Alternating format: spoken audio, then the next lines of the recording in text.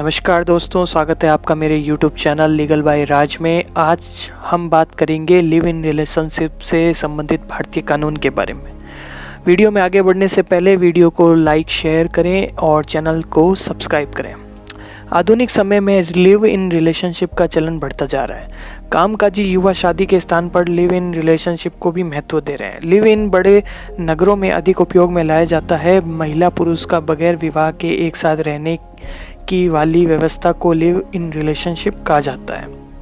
Live in पश्चिम की जीवन शैली है तथा भारतीयों ने इसे तेजी से अपनाना शुरू कर दिया है। लिव इन अपराध नहीं है। सामाजिक स्तर पर लिव इन को भले ही मान्यता नहीं दी जाती है तथा विभिन्न धर्मों में इसे मान्यता ना दी जाती हो, परंतु भारतीय विधि लिव इन को कोई अपराध नहीं मानती। भारत में लिव इन जैसी प्रथा वैध है तथा कोई भी दो लोग लिव इन में रह सकते हैं। यह भारतीय विधि में पूर्णतः वैध है। लिव इन पर भारतीय कानून का क्या कहना है? अब तक तो भारत की पार्लियामेंट द्वारा किसी स्टेट के विधान मंडल ने लिव इन पर कोई व्यवस्थित संहिताबद्ध अधिनियम का निर्माण नहीं किया गया है, परंतु घरेलू हिंसा अधिनियम 2005 की धारा 2 क्लोज F के अंतर्गत लिव इन की परिभाषा प्राप्त होती है, क्योंकि घरेलू अधिनियम के अंतर्गत लिव इन में साथ रहने वाले लोग भी संरक्षण प्राप्त कर सकते हैं। क्या कहती है घरेलू हिंसा अधिनियम? घरेलू नातेदारी से ऐसे दो व्यक्तियों के बीच नातेदारी अभिप्रेत है जो साझी गृहस्थी में एक साथ रहते हैं या किसी समय एक साथ रह चुके हैं। जब वह समरकता विवाह द्वारा या विवाह दत्तक ग्रहण की प्रकृति की किसी नातेदारी से संबंधित है या एक अविभक्त कुटुंब के रूप में एक साथ रहने वाला कुटुंब के सदस्य। घरेलू हिंसा अधिनियम की इस धारा से यह प्रतीत होता है कि लिव इन जैसे संबंधों को भारतीय विधानों में स्थान दिया गया है। इस धारा के अतिरिक्त समय समय पर उच्चतम न्यायालय में लिव इन से संबंधित मुकदमे आते जाते रहे हैं, जिन पर लिव इन जैसी व्यवस्थाओं को लेकर विधानों का निर्माण होता रहा है। लिव इन के लिए क्या शर्तें हैं? उच्चतम न्यायालय में इंदिरा शर्मा बनाम BAV शर्मा 2013 के मामले में लिव इन से संबंधित संपूर्ण गाइडलाइन को प्रस्तुत किया है। लिव इन व्यवस्था से संबंधित सभी प्रश्नों के उत्तर दे दिए गए हैं तथा उन शर्तों को तय किया गया है कि जिनके अधीन रहते हुए वैध इन रिलेशन किया जा सकता है। पहला, साथ रहने की युक्त अवधि। किसी भी लिव इन के दोनों पक्षकार साथ रहने की एक युक्त अवधि में होना चाहिए। कोई भी पक्षकार इस तरह से नहीं होंगे कि किसी भी समय साथ रहे और किसी भी समय साथ नहीं रहे। साथ रहने के लिए युक्त अवधि आवश्यक है। यदि उपयुक्त अवधि को पूरा कर लिया जाता है तो लिव इन माना जाएगा। युक्त अवधि से आशय ऐसी अवधि से है जिसे यह माना जा सके कि किसी एक विशेष समय से लिव इन के पक्षकार साथ में रहे हैं। ऐसा नहीं होना चाहिए कि 1-2 दिन के लिए दो पक्षकार एक साथ रह लिए तथा फिर चले गए, फिर कुछ महीनों या वर्षों के बाद रहने लगे फिर चले गए। कम से कम 1 माह या 2 माह की अवधि हो सकती है। दूसरा, एक घर में साथ रहें।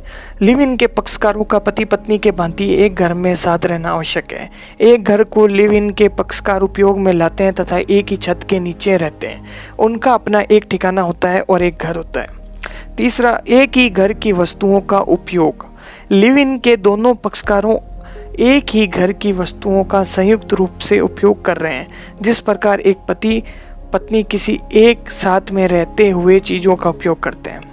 चौथा, घर के कामों में एक दूसरे की सहायता। दो पक्षकार घर में एक साथ रहते हुए घर के कामों में एक तरह की सहायता करते हैं, इस प्रकार के काम में बटे हुए हैं।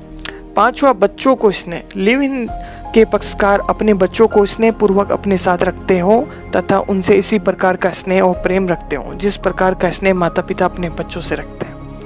छठी बात आता है, लोगों को इस बात की सूचना हो कि दोनों साथ रहते हो। जब लिव इन के पक्षकार साथ रहते हैं तो समाज में ऐसी सूचना होना चाहिए कि वह दोनों पक्षकार पति पत्नी की भांति एक घर को साझा करते हुए एक साथ रहते हैं तथा उन दोनों का एक साथ रहने का सामान्य आशय है। वह दोनों आपस में शारीरिक संबंध भी बनाते होंगे, क्योंकि दोनों पति पत्नी की भांति एक साथ रहेंगे तो ये संभव है कि उनमें शारीरिक संबंध की स्थापना भी होगी। इसका अर्थ यह है कि जार कर्म की भांति का कोई दब छिपकर संबंध नहीं होना चाहिए जिससे जानने वाले लोगों को यह जानकारी ना हो कि ये साथ रहते हैं। 7th पॉइंट आता है, लिव इन के पक्षकार वयस्क को। लिव इन के पक्षकार वयस्क होने जरूरी है। भारतीय व्यवस्था अधिनियम के अंतर्गत व्यवस्था की आयु 18 वर्ष है। 8वां स्वस्थ चित्त हो। 9वां एक महत्वपूर्ण सत्य यह है कि लिव इन में रहते समय ऐसे पक्षकारों में से किसी का भी पूर्व में कोई पति या पत्नी नहीं होना चाहिए।